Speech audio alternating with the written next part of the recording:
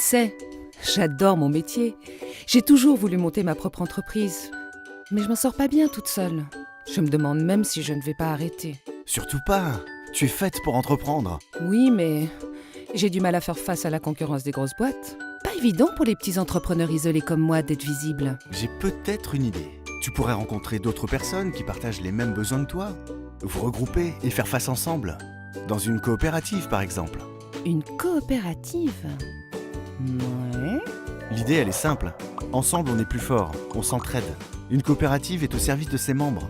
C'est valable pour les artisans, les commerçants, les agriculteurs, les salariés, etc. Le principe de base est le même. C'est être co-entrepreneur. Elle est géniale ton idée. Sortir de l'isolement, je dis oui. Mais je veux rester indépendante, hein. Ça, je l'ai bien compris. La coopérative est une entreprise collective. Chacun participe aux décisions stratégiques et même à l'élection des dirigeants. C'est de l'interdépendance. À plusieurs, on peut négocier, mutualiser les coûts, regrouper les achats, partager les risques et proposer un service au meilleur prix. Ensemble, on peut accéder à certains marchés qui paraissaient inaccessibles. Oui, mais pour réussir, il faut investir. Grâce à la coopérative, tu peux investir dans un outil industriel ambitieux.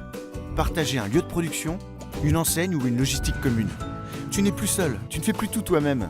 Tu peux aussi partager les savoir-faire, la comptabilité, la formation ou le conseil. Tu disais que les salariés pouvaient eux aussi s'organiser en coopérative? Oui, ils peuvent s'associer pour partager leur outil de travail au sein de sociétés coopératives et participatives, des SCOP. Mais alors, les consommateurs, les usagers, eux aussi peuvent créer une coopérative? Voilà, t'as bien compris le principe.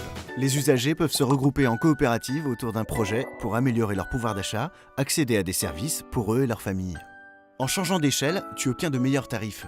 Tu peux négocier avec les fournisseurs. Par exemple, des consommateurs peuvent décider de se réunir au sein d'une coopérative alimentaire et proposer des produits locaux ou bio à prix raisonnable.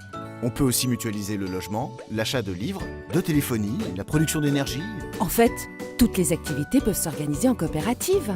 C'est ça, tu en as la preuve tous les jours. Au quotidien, les personnes qui choisissent le modèle coopératif font d'abord vivre l'économie locale.